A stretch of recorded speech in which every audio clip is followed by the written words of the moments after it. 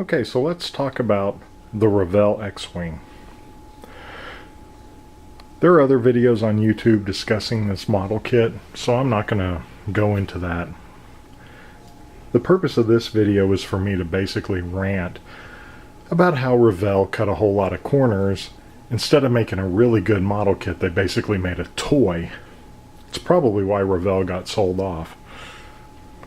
So, some of the shortcomings of this kit is the upper fuselage half, which they molded into 5 separate pieces.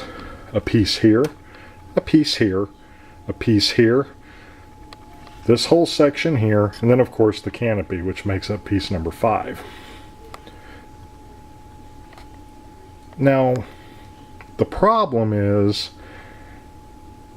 I could see if you were doing this thing in a ground configuration, you could have these bays open to expose what's underneath. But as you can see, there's nothing underneath. Now, I don't know if you can see it, but inside there it says Revell copyright whatever 2013. Big deal. I've seen a few pictures where people have detailed these out, and they look really cool, but once again, I really don't care about this, and I really don't care about this, so why did you make a removable panel that really has nothing underneath it? Same goes for this section. My section is glued together, so this one doesn't remove. Okay, moving on to the cockpit section. So I kind of did my best to make it look like an X-Wing cockpit. I kind of took some artistic license with the colors, and you know, some people paint them black, some people paint them gray.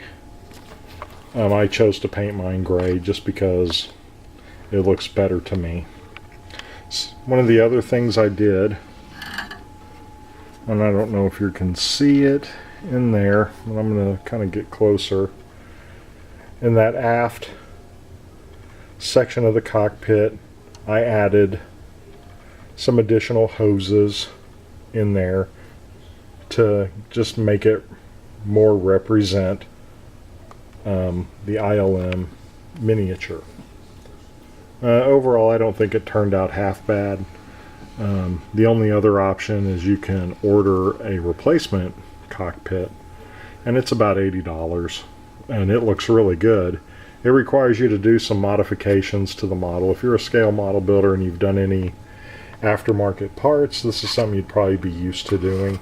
I just chose not to do that, and save myself the money and just challenge myself to do it myself. Now, it does come with a pilot figure, which is this guy. And I don't know what Revell's deal is with vinyl figures. You can see he's pretty bendy. He's not that great looking. Seems to me his head's a little too big for his body. This is something I would never use. I mean, to me, this is just basically garbage. R2, on the other hand, is not bad. This is a pre-painted kit, and while that's great and all, the way they put R2 together was just ridiculous. What they should have done is they should have made his body 2 separate pieces, and then this leg is one piece. It's actually 2 pieces that fit into some grooves, and then they should have molded the head as a single piece that you could pop on. But instead, they molded the head and the body together in 2 halves, so you get a nice little seam running down the top of R2's dome. And that's not going to work, especially if you're building a contest model. Another real issue I have are the cannons. And as you can see here, these are the cannons. First of all, they're too short, and they have this big gaping hole in them. And this I do not understand, because when you put this cannon onto the model in position, and you flip this model over to look underneath it, you see big gaping hole in cannon. And that is just unacceptable. So if you can look, if I can get it into the shot, you can see the hole in the bottom of the cannon. So to fix this, both problems, the too short of the cannon and this big gaping hole, you're probably going to have to order aftermarket cannons. And 3D Falcon Parts makes cannons, and so does 308 bits. 3D Falcon Parts cannons are $60 for a set of 4, or 308 bit cannons are $90 for a set of 4. And in both cases, you're going to have to build this part up. Either reuse the kit cannon here, or use brass tube and construct it the way ILM did. Another issue: the engines and the intakes. Okay, on the ILM filming model, this was not like this. It actually went in and it came to a really nice point. If you've built the MPC kit, that's what it looks like. Or if you've built some of the studio scale kits, they're correct.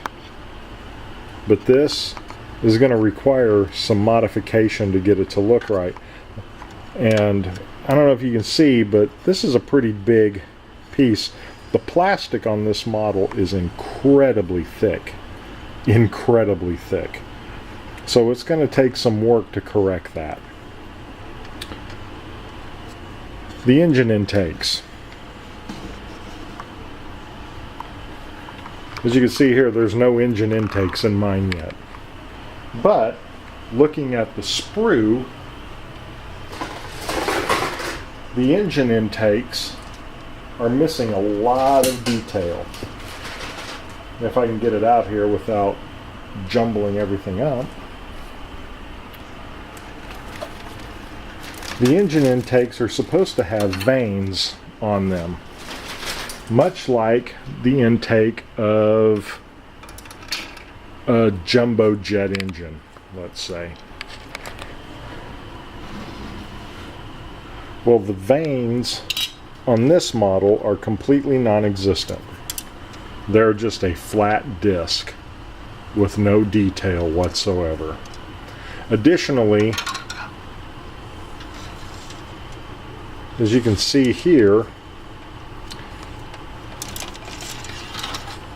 this piece is not supposed to be solid. It's only supposed to probably come back to that first step in that bell. All this is supposed to be open. But once again, Revell cheaped out and didn't make it right. Now, can it be fixed? Yeah, it can be fixed. But that's just additional work that would have been better off done in the molding process. And putting the vanes on the front of this could have been easy as well. It would have saved the modeler a lot of time to try to figure out how you're going to put vanes on this. A lot of people have scratch built them. I've looked for an aftermarket vane set, you know, like a whole complete replacement for this, and they just don't exist. So you've got two choices. Three choices. You can live with it, you can make your own vanes, or you can scratch build the entire intake. So, just a little disappointing. Now, I will say this, it is an impressive model. You know, once it's done, I've seen a few of these built up on the internet, and they look very nice when they're done the right way. You know, some of these scale modelers can really pull off making this thing look like an ILM miniature.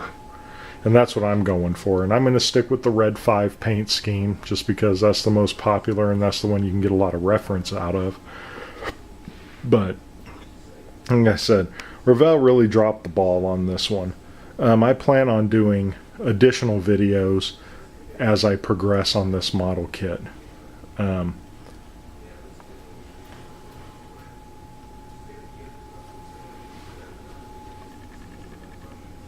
Just one more added note.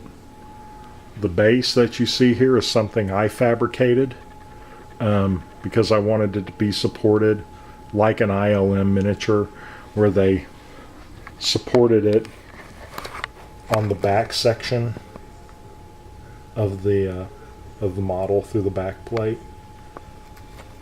And what's nice is, you saw me earlier as I was just moving it around, you know, I can position it upon the roll axis,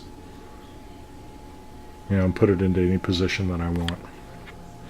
So there is my Revell rant, and just a quick overview of the Revell 1/29th scale X-Wing. You know, I wanted to address some things that other people haven't addressed in their videos. But once again, I do want to say that this is not, it's not a bad model, but it's not a great model either. You know, it will require some skill to turn it into something that you see on the movie screen. You know. Alright folks, until then, Air Wing Models out.